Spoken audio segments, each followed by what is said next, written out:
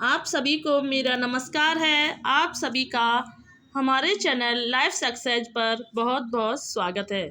आज हम इस क्लास में वाक्यांश के लिए एक शब्द महत्वपूर्ण प्रश्नों को हल करने वाले हैं, जो कि पूर्व की परीक्षाओं में पूछे गए बहुत ही महत्वपूर्ण प्रश्नोत्तर हैं। तो देर न करते हुए शुरू करते हैं कि जल में रहने वाला प्राणी के लिए एक शब्द है। जल में रहने वाला प्राणी के लिए एक शब्द है जलचर, जलनिधि, जलचर या जलधर। तो जल में रहने वाले प्राणी के लिए एक शब्द होता है जलचर। जो जल में रहता है उसे जलचर कहते हैं, जबकि जलज जो है कमल को कहते हैं। जलनिधि समुद्र का पर्यायवाची है, जलज जो है कमल का पर्यायवाची है। प्रश्न नंबर 2 देखते हैं कि जिसके पास कुछ ना हो के लिए एक शब्द है। जिसके पास कुछ ना हो उसके लिए एक शब्द है, तो उसे अंकिचन कहा जाता है। क्या? जिसके पास कुछ ना हो उसे अंकिचन कहा जाता है।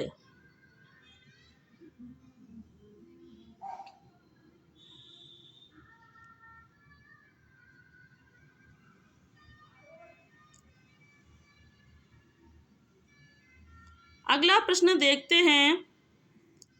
वो अभी ये कट रहा है।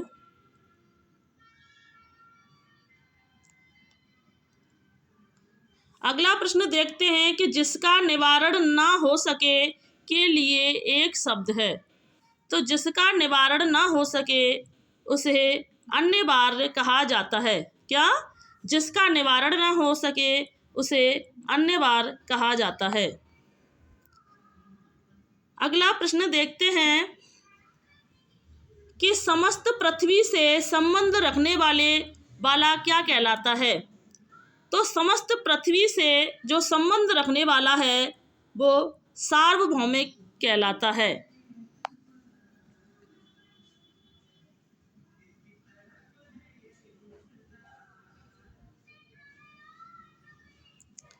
अगला प्रश्न देखते हैं कि अतीन्द्रिय शब्द का आस्य है।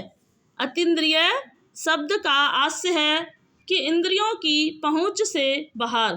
क्या है? अतीन्द्रिय शब्द का जो आस्य है वो इंद्रियों की पहुंच से बाहर है। अगला प्रश्न देखते हैं कि ना बहुत गर्म ना बहुत ठंडा क्या कहलाता है। तो जो ना बहुत गर्म होता है ना बहुत ठंडा होता है तो उसे समशीतोष्ण कहा जाता है।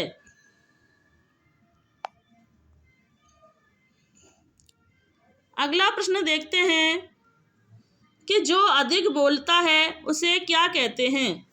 जो अधिक बोलता है उसे वाचाल कहते हैं।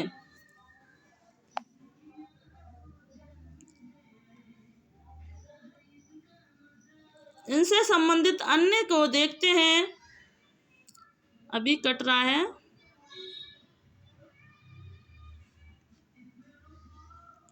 कि जो अधिक बोलता है उसे वाचाल कहते हैं। जो अपेक्षाकृत कम बोलता है उसे मितभाषी कहते हैं। इसी प्रकार मृदुल बोलने वाले को मृदुभाषी कहलाता है। कुछ महत्वपूर्ण वाक्यांश हैं, देखते हैं कि जो मरण की ओर उन्मुख हो उसे मरणो उन्मुख कहलाता है। जिसे मोक्ष की कामना या इच्छा हो उसे मुमुक्षु कहते हैं। जिसे मोक्ष की कामना या इच्छा हो उसे मुमुक्षु कहते हैं। मर जाने की कामना मुमूर्षा कहलाती है। जिसे मर जाने की इच्छा हो उसे मुमूर्षु कहते हैं। मोक्ष प्राप्त करने की इच्छा मुमुक्षा कहलाती है। मन को हर लेने वाले को मनोहर कहते हैं। किसी बात के मर्म को जानने वाले को मर्मज्ञ कहलाता है।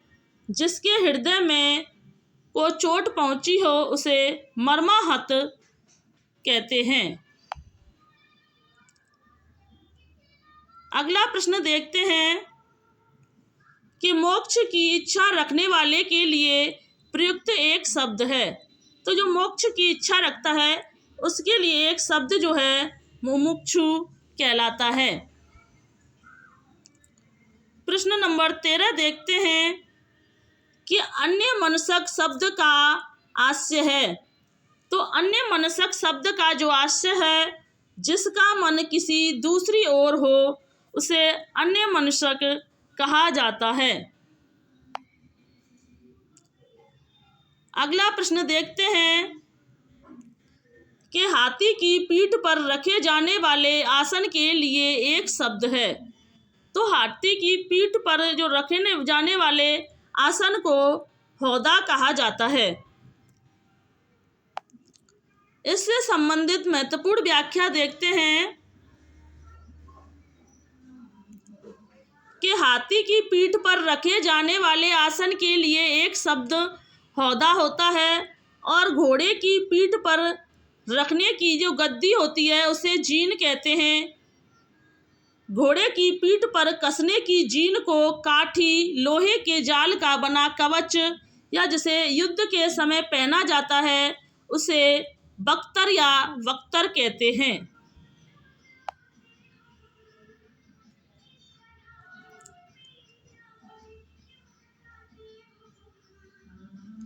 अगला प्रश्न देखते हैं कि हमेशा रहने वाला एक शब्द बताएं। हमेशा रहने वाला जो होता है उसे शाश्वत कहा जाता है। जो हमेशा रहता है उसे क्या कहा जाता है? उसे शाश्वत कहा जाता है। अगला प्रश्न देखते हैं कि छाती के बल चलने वाले के लिए एक शब्द क्या होगा। तो छाती के बल चलने वाले के लिए जो एक शब्द है वो उरग कहलाता है। जो छाती के बल चलता है उसे उरग कहते हैं। अगला प्रश्न देखते हैं कि निष्फल ना होने वाला क्या कहलाता है। तो निष्फल ना होने वाला व्यक्ति जो है वो अमोघ कहलाता है। अगला प्रश्न देखते हैं कि दीन दुखियों को भोजन देने की व्यवस्था वाक्यांश के लिए एक शब्द है। तो दीन दुखियों के लिए भोजन देने की जो व्यवस्था होती है उसे सदावर्त कहा जाता है। इसकी व्याख्या देखते हैं कि दीन दुखियों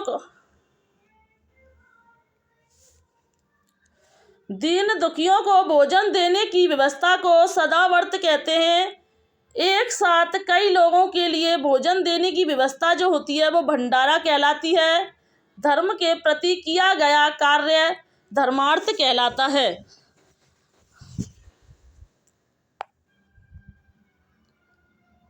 अगला प्रश्न देखते हैं कि जंगल में लगने वाली आग वाक्यांश का एक शब्द बतलाइए। तो जंगल में जो लगने वाली आग है उसे दावानल कहा जाता है। अगला प्रश्न देखते हैं कि जो पहले कभी ना हुआ हो वाक्यांश के लिए प्रयुक्त एक शब्द है। तो जो पहले कभी ना हुआ हो उसे अभूतपूर्व कहा जाता है। इनसे संबंधित कुछ महत्वपूर्ण व्याख्याएं देखते हैं कि जिस पर अभियोग लगाया गया हो उसे अभियुक्त कहते हैं। जो किसी पर अभियोग लगाए उसे अभियोगी कहते हैं। जो घबराने वाला ना हो उसे अकातर कहलाता है। अत्यंत सूक्ष्म होने की शक्ति प्राप्त होना अडमा कहलाता है।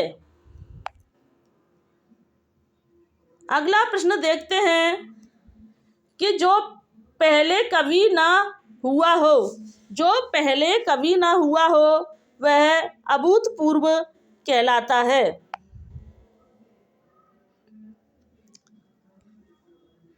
अगला प्रश्न देखते हैं कि जिसके समान दूसरा ना हो, जिसके समान दूसरा ना हो तो वह अद्वितीय कहलाता है।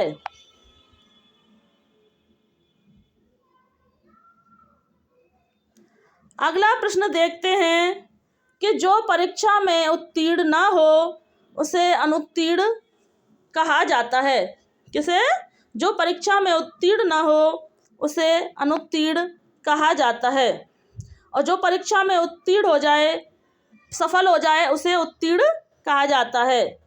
जो उपकार को न मानता हो उसे कृतज्ञ कहा जाता है, और जो उपकार को मानता हो उसे कृतज्ञ कहा जाता है। अगला प्रश्न देखते हैं कि जो पूजा के योग्य हो उसे क्या कहा जाता है। तो जो पूजा के योग्य होता है उसे पूज्य कहा जाता है।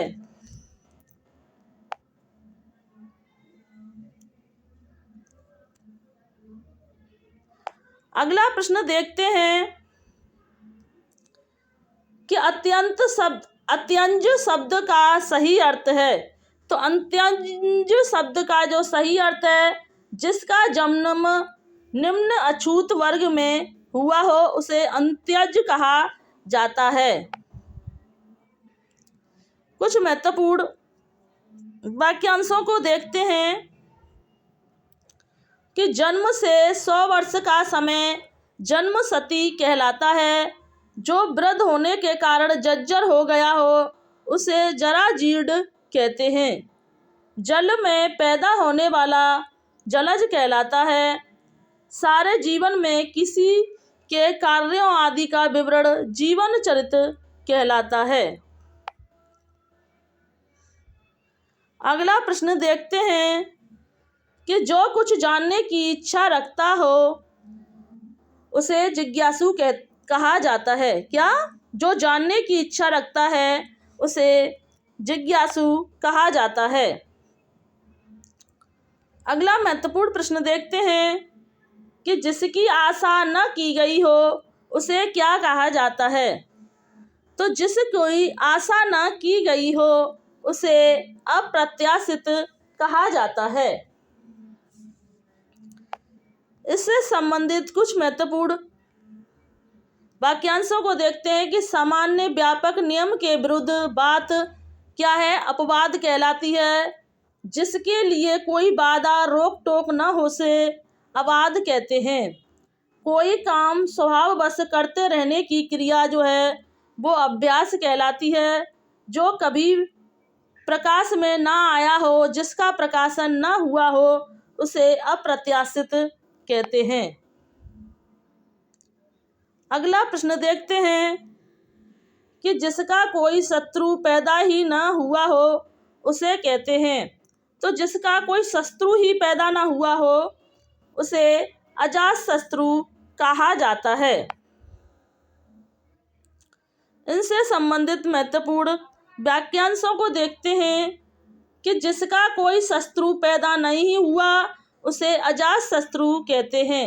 जिसकी भुजाएं, जानू या घुटने लंबे हों उसे अजान बाहु तथा जिस शत्रु की जानकारी न हो उसे अजात शत्रु कहते हैं।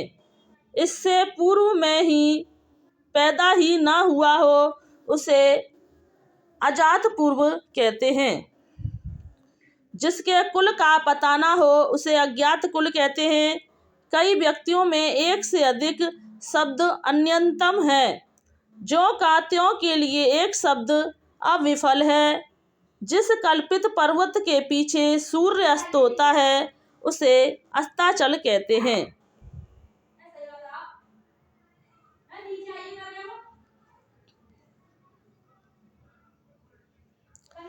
अगला प्रश्न देखते हैं कि जिसकी भुजाएं घुटनों तक लंबी हों के लिए एक शब्द क्या है। तो जिसकी भुजाएं घुटनों तक लंबी हों उसे अजान बाहु कहा जाता है।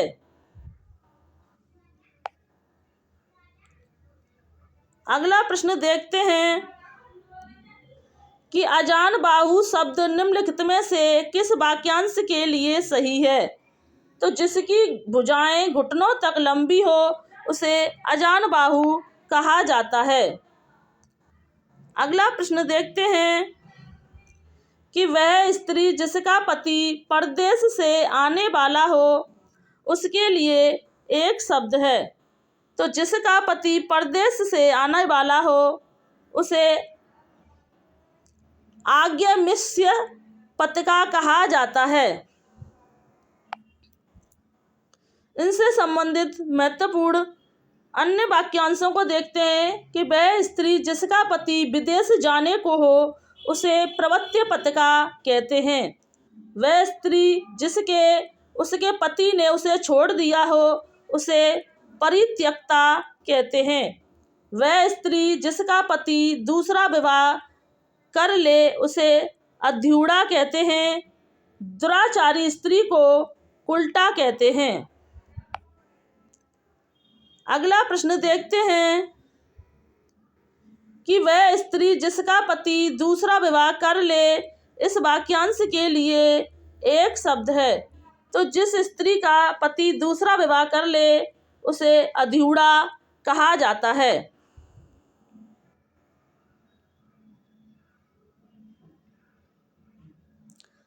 अगला प्रश्न देखते हैं कि वह भाई जो अन्य माता से उत्पन्न हुआ हो कहलाता है।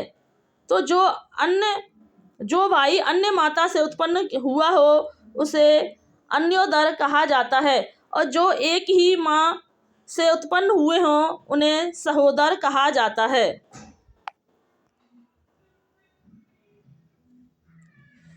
कुछ महत्वपूर्ण वाक्यांशों को देखते हैं कि वह भाई जो अन्य माता से उत्पन्न हुआ उसे अन्योदर कहलाता है। जो विवाहिता स्त्री से उत्पन्न हो उसे औरस कहते हैं। एक ही माता से जन्म लेने वाला जो है वो सहोदर कहलाता है। जिसका जन्म अंडे से हुआ हो उसे अंडज कहते हैं। जिसके विषय में कोई ज्ञान ना हो उसे अनवगत कहते हैं। प्रसाद महल के अंदर का भाग जो है अंतःपुर कहलाता है। प्रसाद महल के अंदर के भाग जो है उसे अंतःपुर कहलाता है। अगला प्रश्न देखते हैं कि रजोगुण वाला। तो रजोगुण वाला जो होता है वो राजसिक होता है। कौन होता है? जो रजोगुण वाला होता है वह राजसिक होता है। अगला प्रश्न देखते हैं कि रजोगुण वाला राजसिक कहलाता है जबकि सतगुण वाला सात्विक कहलाता है। इसी प्रकार तमोगुण वाला जो है वो तामसिक कहलाता है। सात्विक व्यक्ति में सुख संतोष एवं ज्ञान निहित होता है जबकि राजसिक व्यक्ति में दुख तथा आसक्ति का निवास होता है। तामसिक व्यक्ति में अज्ञान एवं उदासीनता विद्यमान रहती है। अगला प्रश्न देखते हैं कि सद स्नाता शब्द निम्नलिखित में से किस वाक्यांशों पर लागू होता है? तो जिसने अभी अभी स्नान किया हो उसे सद स्नाता कहा जाता है।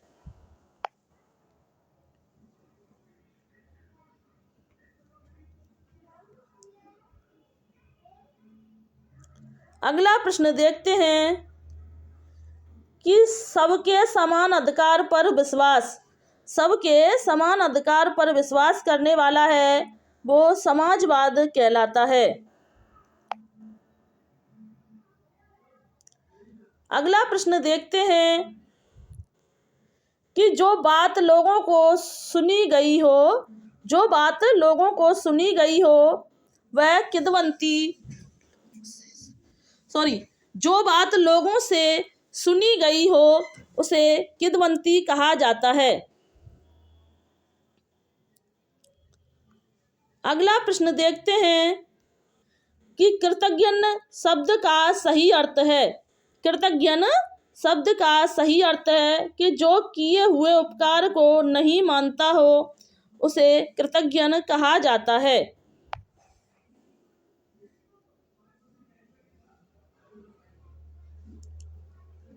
अगला प्रश्न देखते हैं कि जिस पर अनुग्रह किया गया हो वाक्यांश के लिए प्रयुक्त शब्द एक शब्द है, तो जिस पर अनुग्रह किया गया हो वह अनुग्रहित कहलाता है।